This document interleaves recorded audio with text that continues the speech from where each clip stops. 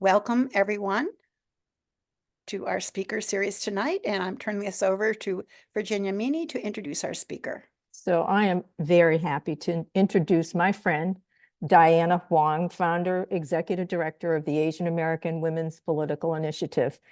And I'll mispronounce the acronym API. We'll have to work on that, Diana, is the country's only leadership organization for Asian American Pacific Islander women. So I'll get to her impressive resume in a minute, but I just wanted to welcome my friend, Diana, to the Transition Network, one of our Friday afternoon speaker sessions. Our paths crossed probably 15 years ago through the Boston Women's Fund. Diana and I were both members of the board of the Boston Women's Fund, and I think at one point maybe we were co-chairs, but that was a long time ago. But I learned a lot from Diana, and I really appreciated her as a colleague. She brought in a really keen understanding of what it means to be a community organizer and the power of building momentum as a community organizer. And then she really helped us understand what it meant to be a woman of color who's dealing with the challenges of racism and white supremacy. And so I, as a colleague, really, really valued her courage, her spirit, her sense of irreverence at times, which is always a lot of fun. So I'm glad to have remained her friend for a while. And I'll just say a few things. Diana's got an impressive resume, so I'll just say a few more things. But she was the first political and organizing director for She the People, a national network of women of color working to transform democracy. She was also profiled as one of Boston's most powerful thought leaders in Boston Magazine for her work, and has been a featured speaker at the Center for American Progress in Washington, D.C. and several colleges, including Wellesley College, Northeastern, Dartmouth, and Salem State University, where she gave the annual commencement address. She was also recognized in 1922 in Political Magazine in their annual power list of 40 people with undeniable sway over key policy battles, from abortion to environmental justice to elections. She's also a former candidate for the Massachusetts State Senate. And I was a member of her committee, and she was a great candidate. And she didn't win, but was a wonderful candidate, and in fact out-earned each of her 7 opponents in the race. She's a graduate of Dartmouth College and Columbia Business School. So welcome, heartfelt welcome to you, Diana. It's been wonderful knowing you over the years, and I can't wait to have you have our TTN network get to know you as well. Oh my God, that was such an amazing intro. Thank you.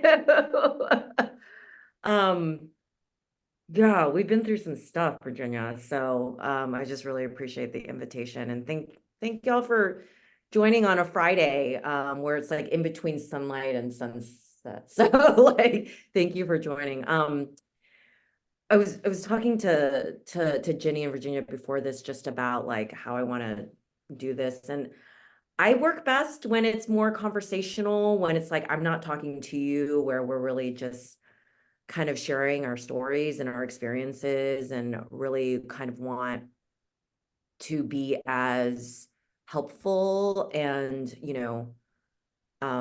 just be part of the conversation with this group. So if you have a question or you have a comment in the midst of it, like, please just jump in. I'm pretty informal.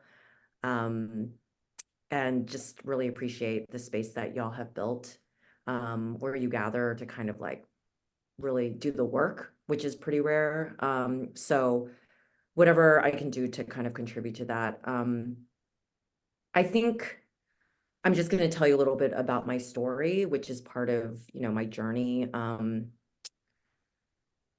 So I graduated from Dartmouth.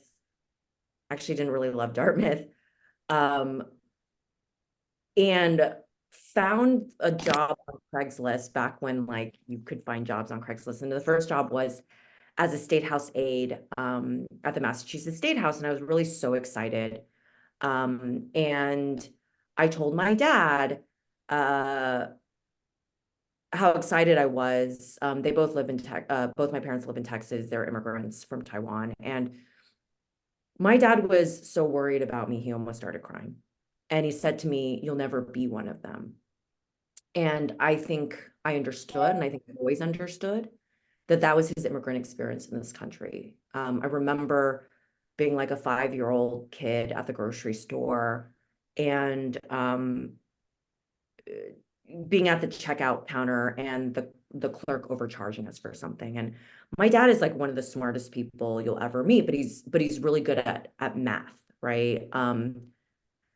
His English is kind of broken and he overcompensates by sort of like raising his voice. And even as a 5-year-old child, I just have this very vivid memory of my dad trying to explain what had happened and sort of fight for our honor. And the clerk like talking very slowly and talking down to him like he was stupid.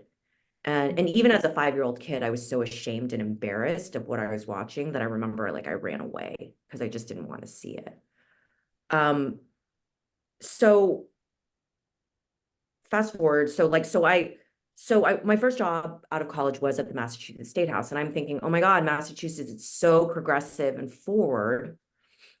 And I go into the State House, and this is not that long ago, 2006.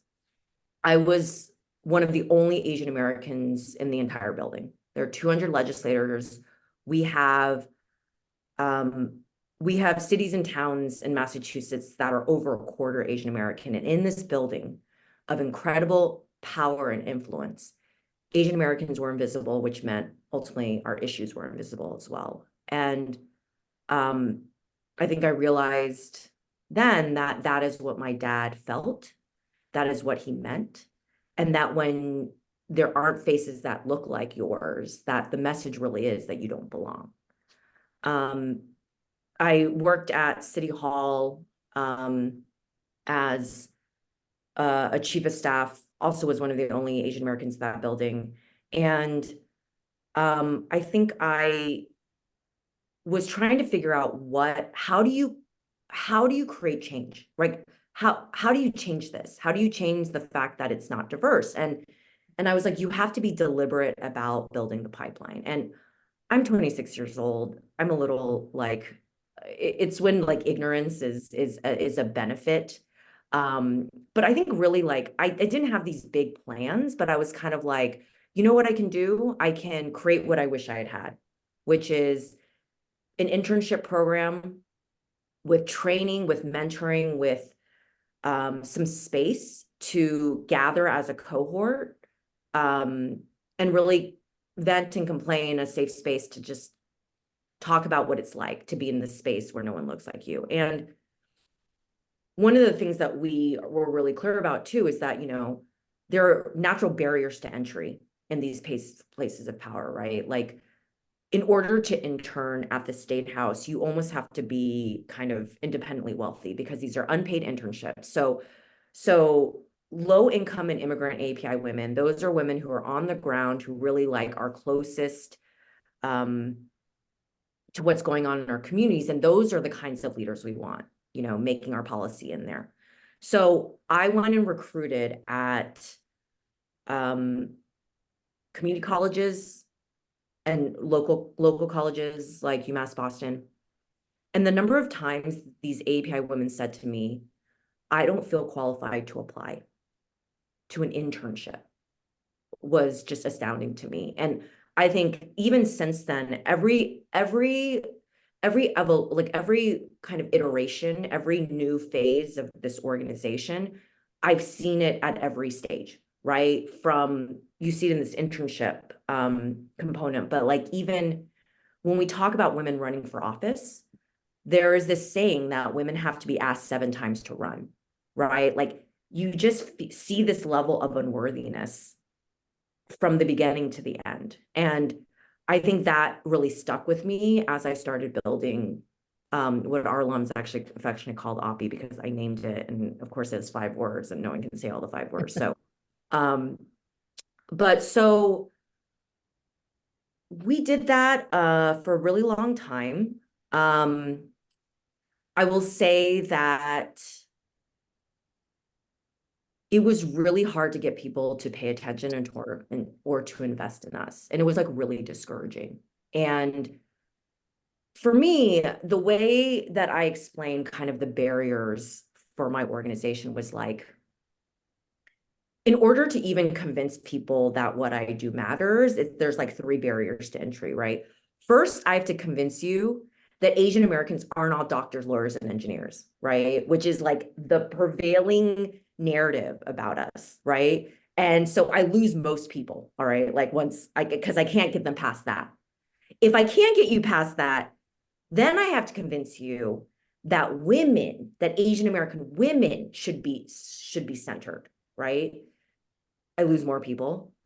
And then I have to convince you that the way to solve, to the thing that needs to be focused on is building civic engagement and political power. And I basically lose everyone, right? So, and we really felt that. There are stats that say Asian American organizations, only 0.2% of philanthropy dollars go to Asian American organizations, right? There's another stat that says only 1.8% of philanthropy dollars go to organizations serving women and girls. And then only 1% of philanthropy dollars go to organizations doing civic engagement. And so we sit at the intersection of those 3 scarcity kind of stats. And we really felt that, right? So even in a place like Massachusetts, we're all volunteer led. And honestly, I would go in and out of burnout because it was just so hard to sustain. And along the way, there was I live in Boston. My state Senate seat opened up. Our state, my state senator stepped down. And I wasn't planning to run or whatever, but like I had a really good friend who called me to let me know.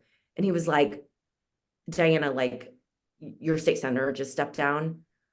The district includes Chinatown, and I know that would really matter to you. And so like I went from, by the way, being a student at Columbia Business School doing their executive MBA program to like literally having to kind of like take a leave and run in a special election like for 4 months, which is like, I just remember so many of these experiences feel like they can only be described in metaphors. And I felt like I was drinking out of like 12 fire hoses, not just one, just like 12 of them. Like I gathered all the fire hoses and was drinking out of them. It was a very intense experience. And the best way I can describe running for office is that you have to be vulnerable in order to connect with your community. But also you are a thing and you're treated like a thing. So much of running for office, I felt like was holding opposites at the same time, right? So you're an object, but you also have to be vulnerable, right? Like everything is personal because running is personal and nothing is personal, right? Like someone running against you or someone endorsing against you or someone not supporting you, like that's not personal, but it was just it's very discombobulating. One of my best friends talks about it like the Matrix, like it was like taking the red pill or blue pill and you enter into a world that like is just is there, but you didn't understand was there, where the rules are up and down is up. So that was my experience. And also I think the way I described it too, it was like a microcosm of everything you experience in the world, all directed at you. So like how many times I had in one day 3 different people comment on what I was wearing. They were saying opposite things, right? Like I was wearing like a sweater dress with a suit jacket, and like someone said it was too glamorous, and another person was like, you should wear more of that. And it's just like all of these things, right? And it was just it was really hard to run as a woman of color, even in a state like Massachusetts, right? So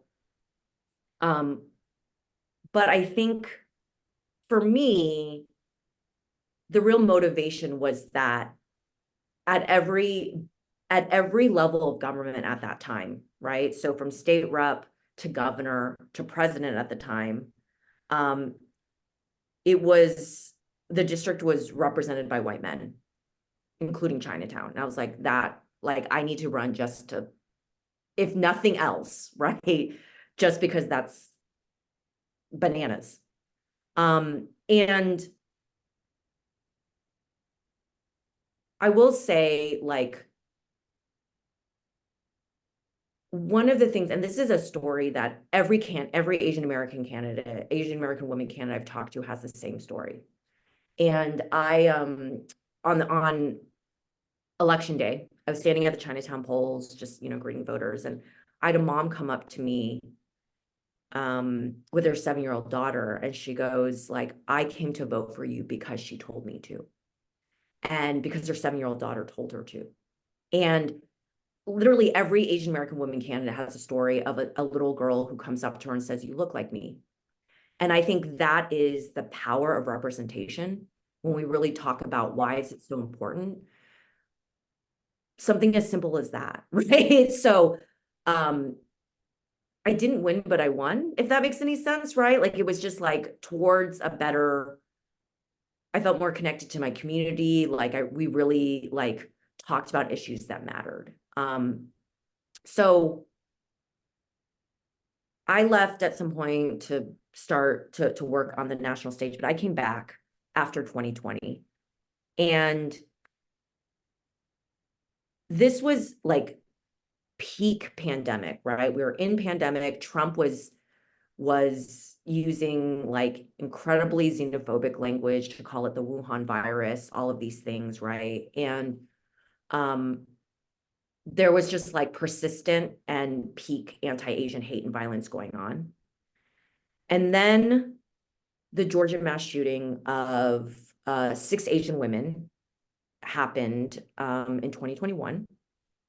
And overnight, right, we went from honestly almost closing because we were just so like, everyone was burnt out.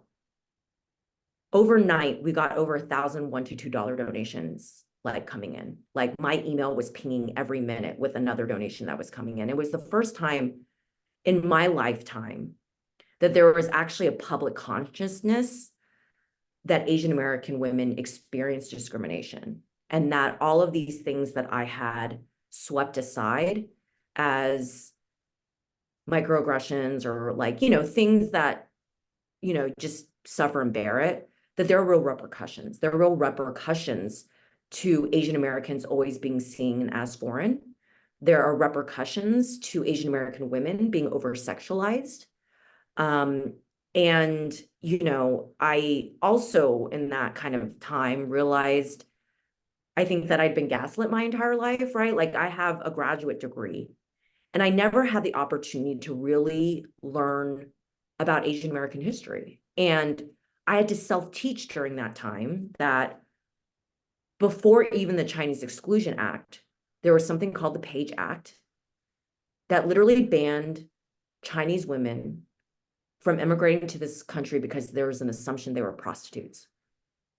And once I knew that, the Georgia mass shooting made sense because there was this young white man who went to 3 spas and shot Asian women because he needed to get rid of his sex addiction.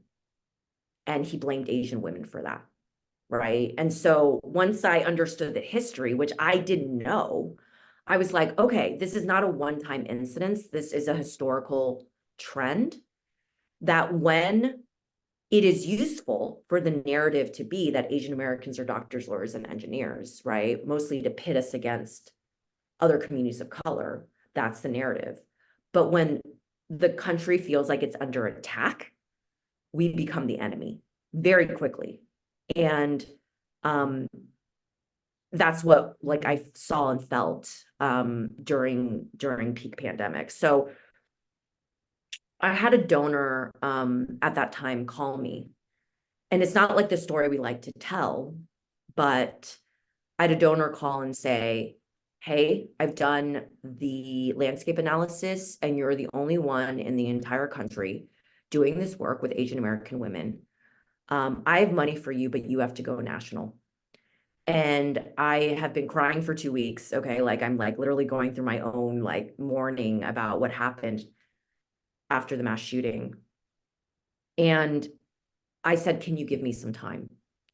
And like a lot of activists in the community, you have to, in trauma and crisis, you actually then have to do the work to take care of the community at the same time, right? Like you're asked to like do even more in the midst of your trauma. And I said, you know, can I have a little time? And she said, no, there's a window of time where people will care about Asians. And I found that to be really true. It was very honest and it was very true.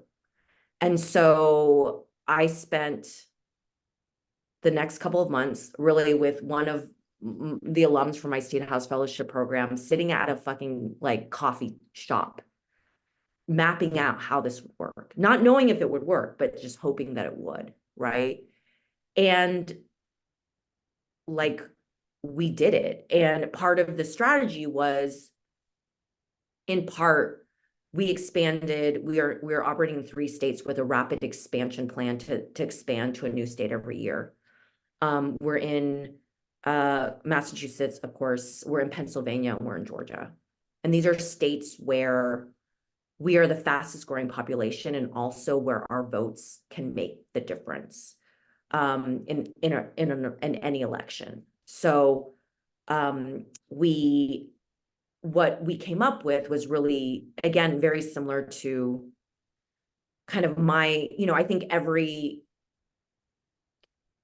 things that are most powerful are personal. So I really reflected on my own experience as a baby founder. I made a lot of mistakes. I had this idea, but there was nowhere to go to get resources, to get advice, to get guidance. And so, you know, what I realized was like our community, the Asian American community, at every benchmark of political engagement and power falls behind all other communities. So in Pennsylvania, for instance, where we work, half of eligible Asian American voters are not registered to vote still. And then when we talk about the statistics of invisibility in government, 0.9% of elected officials in this country are Asian American. We would need 7 times as many people elected in order to have equal representation in this country. So we are literally invisible. And so for me, I was like, clearly it's not working. There are low-income and immigrant women on the ground in their communities who have ideas to make change. And like so much of the, you know, where funding goes and all these things, they don't like invest in innovation. So let's do that, right? And so we created this incubator program where we fund projects developed and designed by low-income and immigrant API women to make change and mobilize our communities.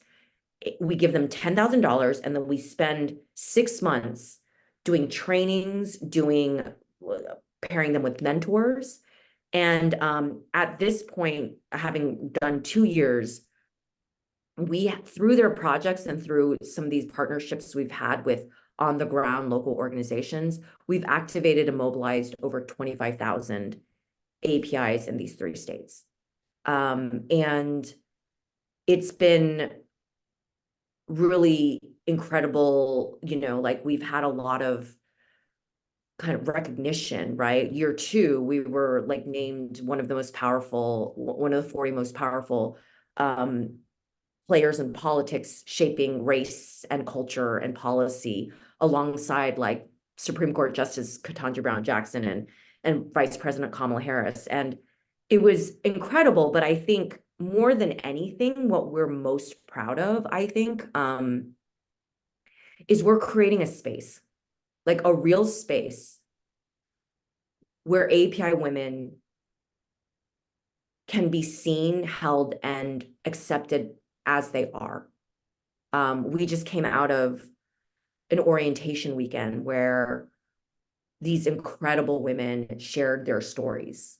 And the power of sharing your own personal story and vulnerability in that, and seeing just like the connections, right? Like what was so clear is that as API women, there's a heavy immigrant story that everyone shares, that there's a lot of trauma, there's a lot of generational trauma as daughters of refugees, right? That they then bring to this country, that every single one of them talked about, and this is reflected in the data, every single one of them talked about being sexually assaulted,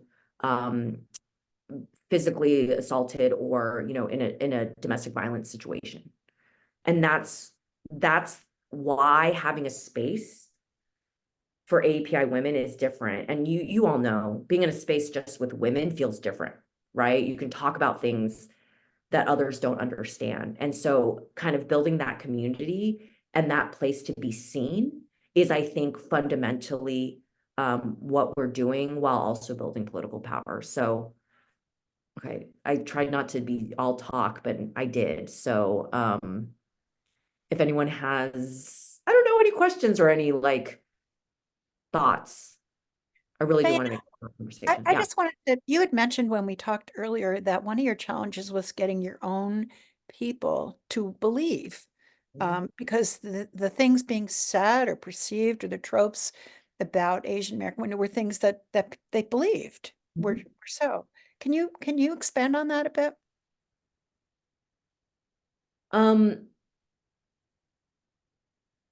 One of the things, just to expand on sort of this unworthiness, right? Like in the same way that these applying for an internship, they didn't feel qualified. Like, come on, right? Like we were actually going to give you training and give you mentoring, and they did not feel qualified to apply. One of the challenges we faced was that we were giving $10,000 for an idea, and we had trouble getting people to apply. And in both of our classes so far, we're in our third class, when they would come, like to our orientation welcome dinner, there was always someone who said, you know, I thought this was going to be a scam. Like, I thought I was going to get to the airport and this plane ticket would be fake. And it's really reflective of how we are not invested in as API women, right? Like, and what I've come to realize is that imposter syndrome is not about you. It's about the fact that these systems were not built for us. And so at every like turn, there is something that tells you you're not enough. And I think why this space was so transformational is we were like, show up as you are, you know, like we literally made it a weekend where like, we don't want to know your bio. We don't want to know your title. Don't bring that here. Don't talk about accomplishments. Who are you as a person? What is your story? Where do you come from? And being seen in that way, the number of people who said, I've never told my story out loud like that. Like, I've never had a space like this. And these are people in their mid 40s. You know, I think that has shown me that like just even creating space for us to be validated and for us to like drop our guards, and so much is in this world feels like inauthentic, was really powerful. Does that answer it, Jenny? I don't know if I remember what I Yeah. totally said to you that day. Okay. Somebody's asked, what and how can we be allies in this movement? Susan, do you want to just introduce yourself and just have an actual? Well, yeah, I thank you. And I thank you. Well, you know, I think, I mean, I'm obviously a white woman, but two of my daughters-in-law are Asian women. And I have grandchildren who are, you know, biracial, bicultural. So, and I'm saying that only because one of my daughters-in-law comes from, she grew up in a different country with and you know her story. Anyway, what can I, or what can we, what can people who are not Asian Pacific people help do to boost, to help besides voting? But what can we do day to day, month to month, donation wise? I don't know. That's a big question, Diane. I know. Oh yeah, sure. You can donate. Absolutely. You are welcome to donate, please. Okay, well, you'll send us something, or Ginny will send us something after, but what really on a day-to-day basis, besides calling out things when we see it, what else? What are your thoughts on that? No, I'll be really honest. Like, so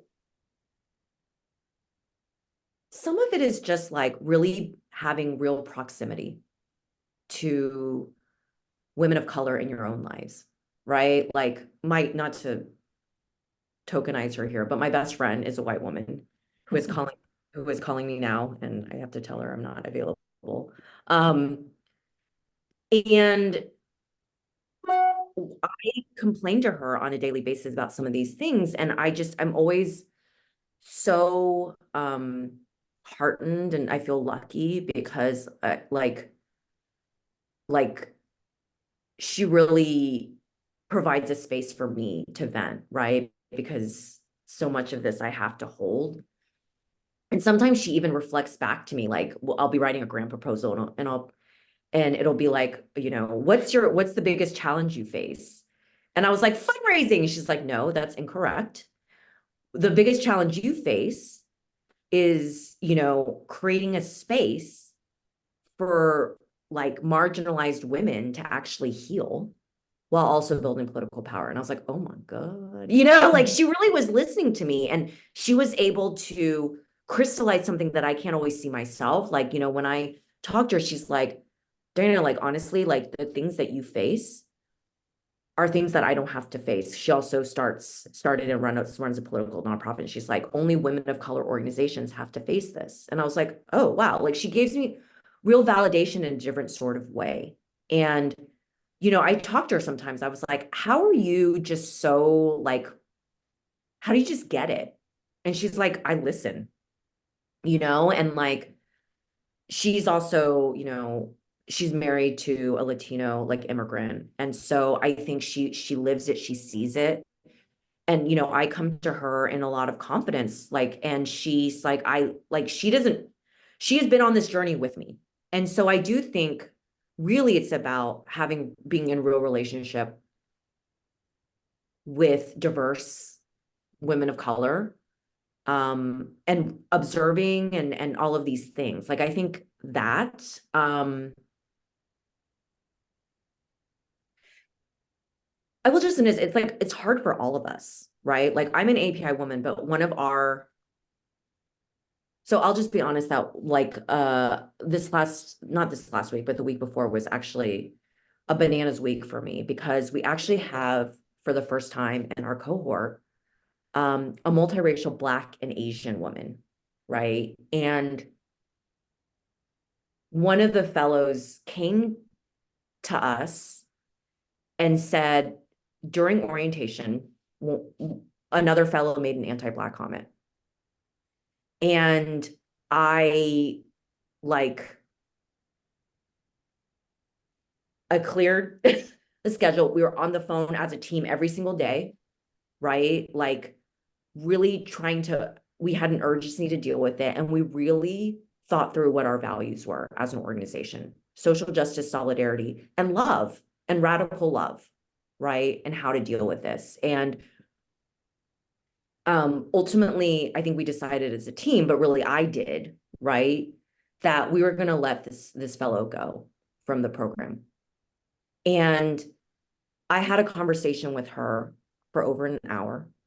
And she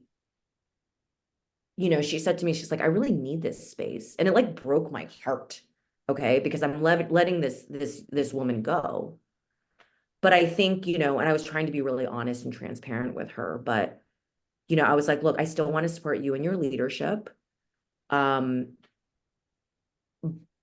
we welcome you to apply again next year. And she's like, would I have to apply like all over again? I was like, yes, but you can interview with me and here are your questions.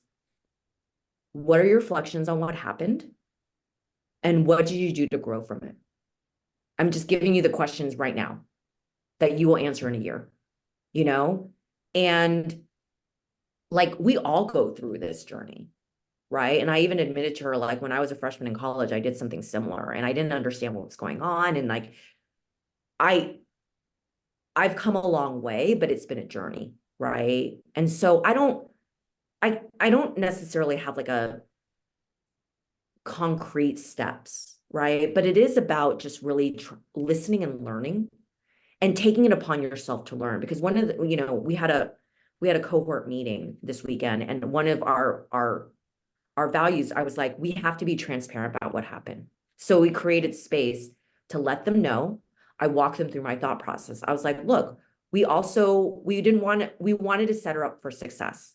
Okay. And look, like at the same time, we want to protect this space of trust, because it is not on you to teach and educate people, because you already have to do that every single day of your life, right? As Asian American women. And one of the fellows was like, oh my God, that resonated with me, because I didn't even realize that, but I do.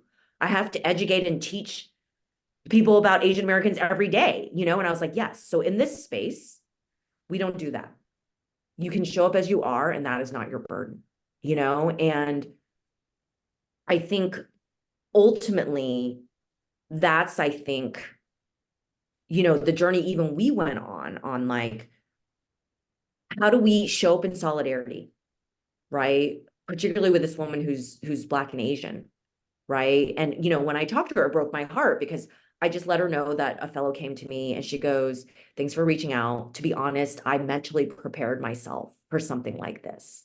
And I was like, fuck, right? But that's the reality. So I think to the extent that, I mean, that's why this space is actually so beautiful, because y'all are so intentional about bringing you together and like challenging you with things, right? Like, why are, like, the fact that y'all showed up on a Friday to talk about Asian Americans, like, who knows why, you know? But like, it's like, thank you, right? So I do think seeking spaces like this out and seeking things that make you uncomfortable, but you'll learn from, is really, we're all on that journey. We're all on that journey. So I would just say, in the spirit of having a discussion, of those of you who had some questions in chat, just ask them directly. Yeah. Nancy, I think you're next. I think it went by too quickly for me, or I was having a hard time absorbing all the information, which is really Sorry, good. I know. And also, I know. talk really fast. But I didn't quite follow exactly what's involved in the training, a little more about the training. And then I just wondered, I mean, thinking I come from Minnesota, and in our BIPOC caucus in the legislators, there are two women who are Pacific Asian Islanders, and but they're both Hmong. Mhm. So I wondered if you were attracting certain Asian heritage women, or if it was a really big mix. Yeah, sorry, yeah. I know there's a lot of information. So our program is we call it a fellowship and incubator program. So we fund and support civic impact projects that are designed to create equity for our communities and mobilize our communities. And then we help low-income women who think of these ideas to bring them to reality. So examples, this is a great question, Nancy. Sorry, I didn't elaborate. So Boston, for instance, there is every Chinatown in the country is disappearing, right? So this one fellow had an idea of creating a community garden, a community space in Boston's Chinatown that could also be used as like a voter education programming space, right? So we helped facilitate that, right? There's been a lot of artists thing, like kind of the our fellow who's Black and Asian, this has actually really inspired her to do more Black and Asian solidarity work, and kind of like artists kind of show, not tell, sort of, and then also work with the Philly City Council, which is where she's from, to kind of create a resolution around Black and Asian solidarity, because actually like the Black and Asian communities in Philly are very divided and very there are like there are severe tensions. There have been like stories about like Black Philly public school students beating up Asian students. So like there's just, so this has inspired her to really kind of do some of that work. Another young woman who's Muslim had this idea to do citizenship classes and register Muslim women to vote through her network of mosques. So it's just kind of, but these are really innovative ideas, right? And first of all, I realized that these API women have never been asked what their idea is to make change. Like, seriously, they've never been asked. And then like the idea, like the amount of, we had to literally create a nomination process, not because you have to be nominated to apply, but because these women literally had to be told that someone else thought they were worthy to apply. And that's the only way they would apply. And like, they had all these hangups around like, oh my God, am I worthy of getting $10,000 for my project? Is it even that, you know, like there's just like the layers and layers of, I think like misogyny, or like the way that it has fundamentally shaped how we think is part of my journey personally of unlearning, right? Like even I realize like when I say I've been gaslit my entire life, I even mean like, you know, these like childhood, like fairy tale stories that I'm told where I have to be saved by a man, right? Like Cinderella and all these things, like those get deep in your subconscious. And I do think like a lot of what we're trying to do is create a space where like that is counter to all of that. And they don't necessarily know why, but it is, right? So, but that's kind of all part of it. But like, you know, there is a leadership development component that is necessary because they need to do what's personal and what they know. Because I think that's what's most powerful as a founder, right? Like the reason I have been stubborn and won't give up, right? Is because like ultimately I think that experience like with my dad and my parents as immigrants, like I'm really fighting for them, you know? And that's what fuels me. And I think that's what comes out when I talk about the work. Yeah, of course. Thanks, Nancy, for asking.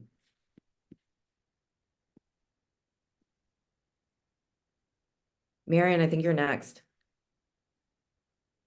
So I was wondering, I was going back to when you ran for the state legislature, and I was wondering you said that the district contained Chinatown, and so I was wondering what the demographics were of the voters there. Did they turn out? Did they support you? And did the men in Chinatown and the women in Chinatown support you equally? Those are really good questions. The district was spanned pretty, where are you based? I'm in Maryland. Maryland, okay. It was a really interesting district. I mean, let's talk about like, you know, there's always like gerrymandering discussions, right? Like what is a district, right? So it was like Boston's Chinatown. It included like the sliver of Cambridge, and then it included like downtown Boston, and then it also included very large portions were more conservative, like Revere and Winthrop. And so the person who won, right, just turned out Winthrop, this tiny part of the district at presidential levels in a low turnout race. And that's how he won, right? And I actually came in second in his town, and I would door knock. And these people would say to me, like, we love you, but I babysat Joey, so I got to vote for him, right? And that's sort of like, you know, how do you, you're not going to win that vote, you know? Like, so I do think that was a real component. I did win the city of Boston. So Chinatown did turn out for me, but it just wasn't enough, right? Like if it had been a Boston seat, it would have. But there was like a former mayor of Revere running, right? Like there was a state rep running. It was like a very crowded primary race. But it's a really good question, Marian, because like the entrenched establishment in Chinatown was really not with me. And they were both men, right? And what's really interesting is I think Chinatown has its history, and I'm sure it has it like in multiple Chinatowns across the country, where I would say even like 20 years ago, it's heavily non-English speaking elderly is who live in Chinatown. And so candidates would literally just go to a gatekeeper who was a dude, right? Like to get votes. And that guy would just tell everyone who to vote for, right? And then it slowly changed so that there were grassroots organizers that tried to change that dynamic. But then now it's like Chinatown is just divided, right? And it's about power, like, you know, like fighting over who has control, right? Because they continue to want to be gatekeepers. So yeah, the men actually went with the man, right? And like it's a really great point. But Chinatown still voted for me because these grassroots organizers are about empowering, you know, like voters instead of, but there was like when I was standing at the Chinatown polls many times, I saw like we had to report them, and it still didn't like people like someone literally walking elderly, like holding their hand and going with them into the voting booth to show them how to vote and to check. So there is like that level of manipulation happening, you know. But it was, yeah, it was a really part of the journey. How do Diana, you, oh, sorry, go ahead, Janet. oh, Marion, that was like real, where did that question come from? That's like really profound. So the question came from probably a number of places. First of all, how do you get people to vote in their own interest? I mean, that's like a big question for voting. But the second thing is, I was thinking back to the civil rights movement, and there were so many women activists, and they were really kept down by the men, the Black men in the civil rights movement. And I was just wondering to what extent this same kind of sexism exists in the Asian community. By the way, absolutely.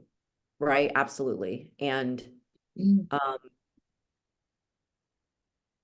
it's so true, right? On top of the fact that I think because it's so male dominated that sometimes the Asian women would also like internalize that. There's just so much internalized oppression, right? And part of it I do think is there can only be one person at the table. So it's always like this secret fight for power. But like it's really true. Like we got a grant from an Asian organization, but it's all run by men and by Asian men. And it was about empowering the Asian community. And literally this question this guy had was like, we love your program. When are you going to start accepting men? And I was like, oh my God, you don't even get the point. Like you don't understand, you know, like you literally don't understand. So it's really true. That's why I think it's so necessary to do this intersectional race and gender, because we need to space to be whole. That was what I experienced, right? Like Asian American organizations didn't care about things I cared about as a woman. And women's organizations wouldn't necessarily center my immigrant identity, right? So like, where can I be whole? Where do I not have to chop up who I am to be in different spaces? So it's just, thank you for that question, Marion.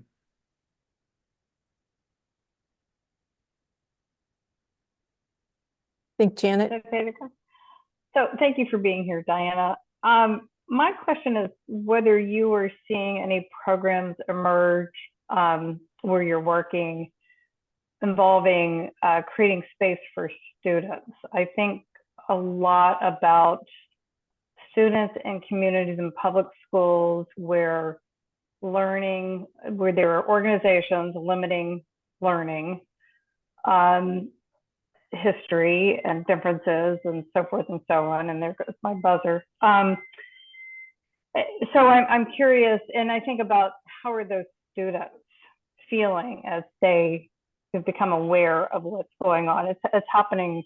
You know, I moved from DC area to North Carolina a couple of years ago, and a lot of good work being done, but it's happening all around us. So I'm wondering if you're seeing any of that kind of activity emerge in your work and programs that are coming to you for help. It's hard. Like I first also want to say that anti-Asian hate hasn't stopped, by the way. Like what we're emerging into is intense bipartisan anti-China sentiment that is translating into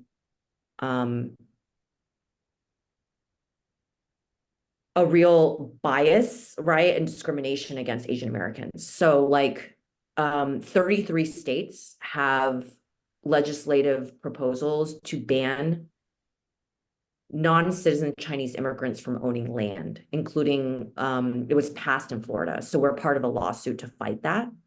But that would have been like my parents, right? And now we're harkening back to like the Japanese internment. They weren't allowed to own it, right? Like this is happening all over again, right? And I'm really scared because that's happening really under the radar. And again, it's so bipartisan that like the real thing is like, you know, people can't tell the difference, right? That's why like during anti-Asian violence and hate, there were lots of like Southeast Asians being targeted, like because there was just like, if you look Asian, you must be bad, right? Like that's kind of like the toxicity that happens. But we talked to like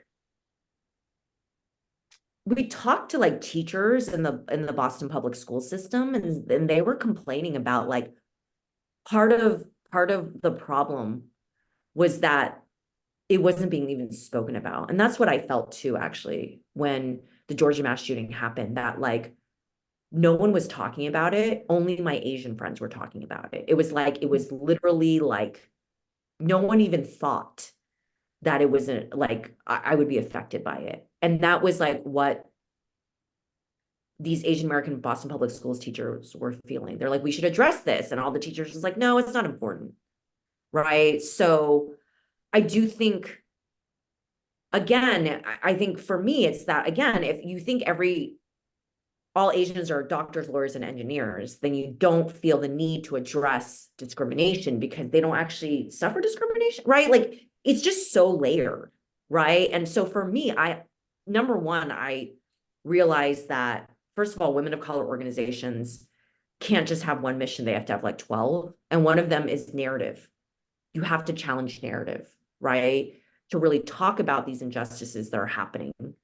Otherwise, the narrative gets shaped, right? So there are some efforts, just to answer your question, around having like Asian American history in schools. I do think it's being weaponized. So like in Florida, again, while they were banning, you know, African American history and critical race studies, they passed Asian American history.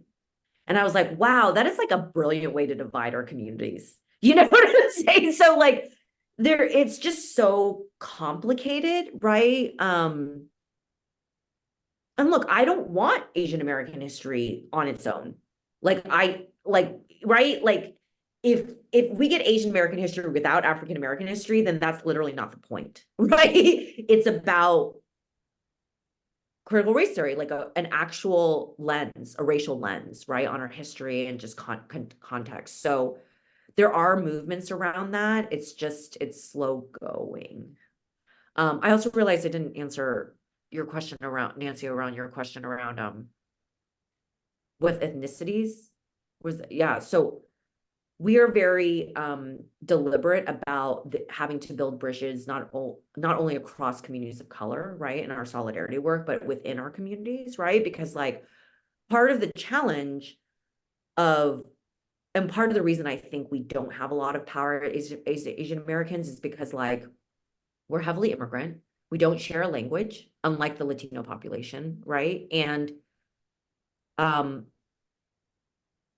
like my dad, for instance, you know, he's generations and generations Taiwanese. He speaks a little Japanese because Japan took over Taiwan, right? But in this country, we're all the same, right? So there is this sort of manufacturedness, right, to the Asian American identity. So my generation has to build that, right? It has to build what it is to be Asian American Pacific Islander. And I'm never keeping up with the acronyms either, because I think that reflects how like we're trying to figure out like, you know, and are South Asians from India and Pakistan, are they Asians? Like we think so, right? So we have to be very deliberate too about, we're a very show not tell organization, right? Like if you say you're a pan-Asian organization, well, like, do you have South Asians? Do you have Southeast Asians? You know, like, so So we try to be very diverse because we need to build that Pan-Asian solidarity as well. That's the work we have to do as well. Have you seen changes? You talked about little girl seeing someone who looks like her. Have you felt those changes with Mayor Wu being in office, which was kind of a 100%, 100%.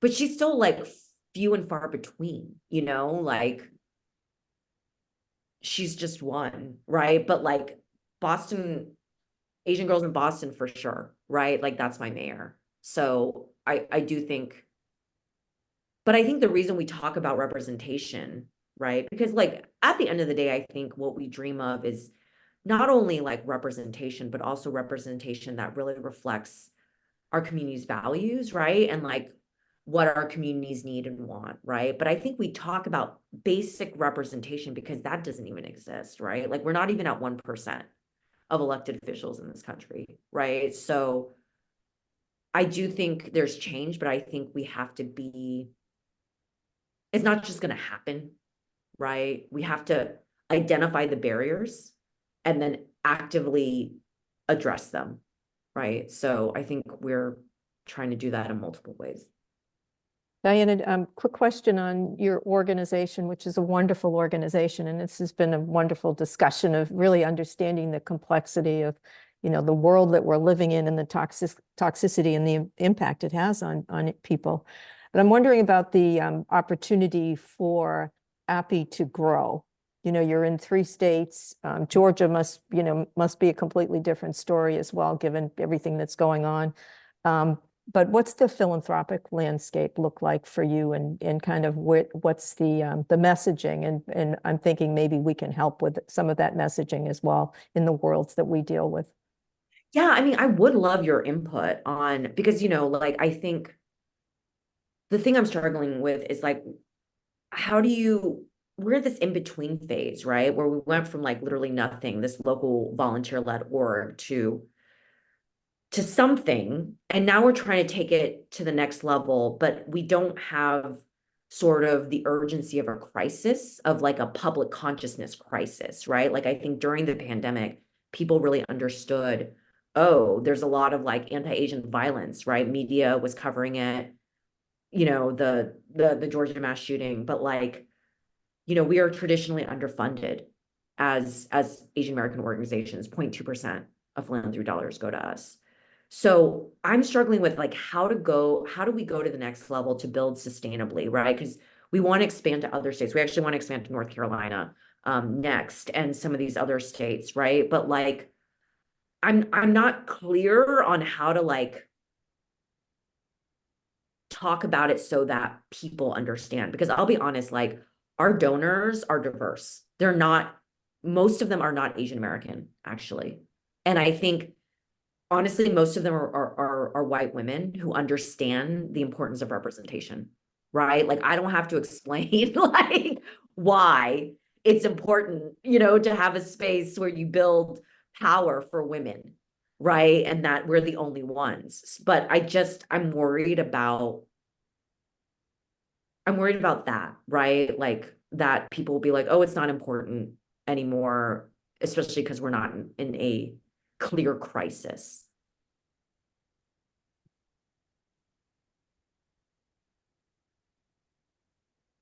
I don't hope for you to be in crisis, although we're all kind of scared about our future right now.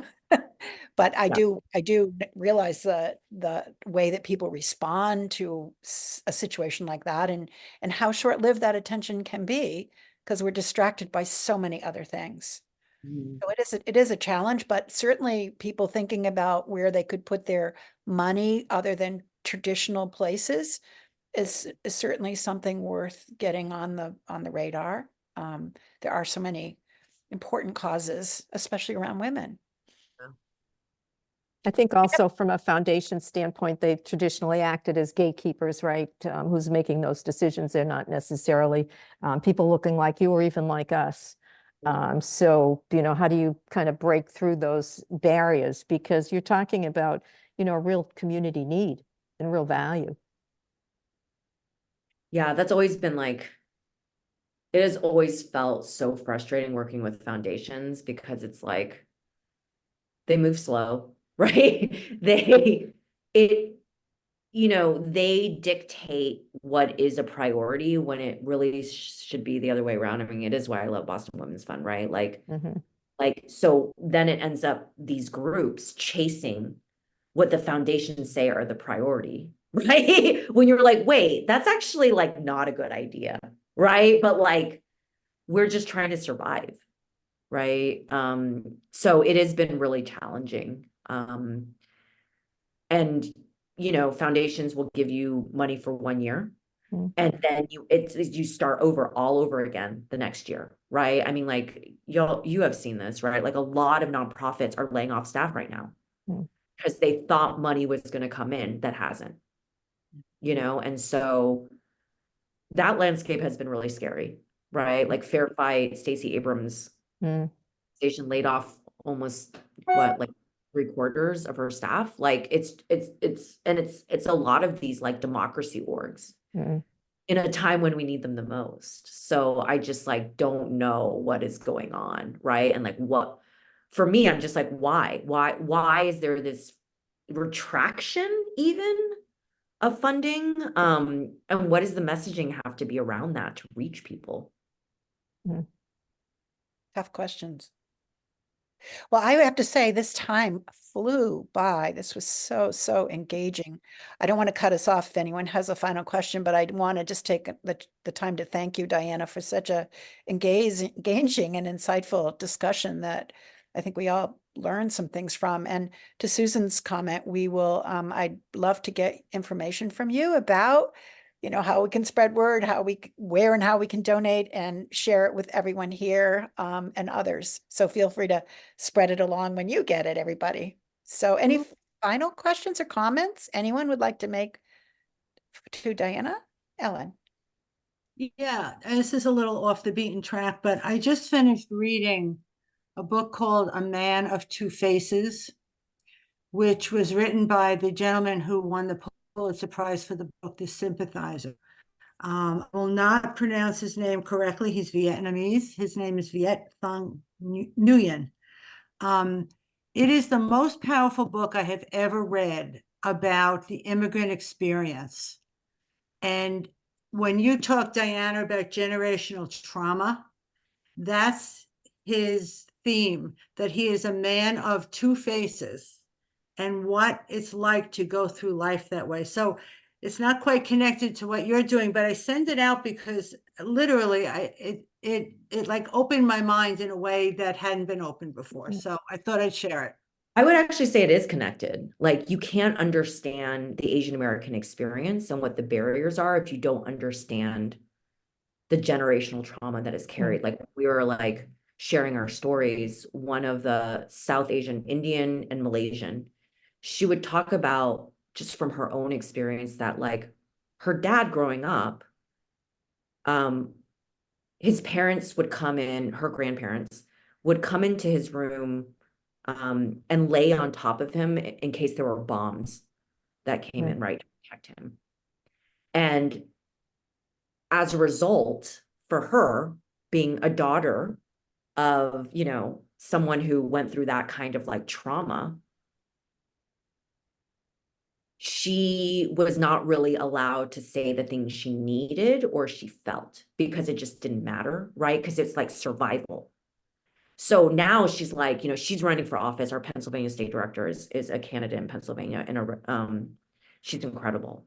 But she admitted, she was like, people ask me like, what do I need? How can I help? And I don't even know what I need because being raised by a very traumatized father who lived under that circumstance, right? It was like, you can't understand, right? Like you have to understand the full scope.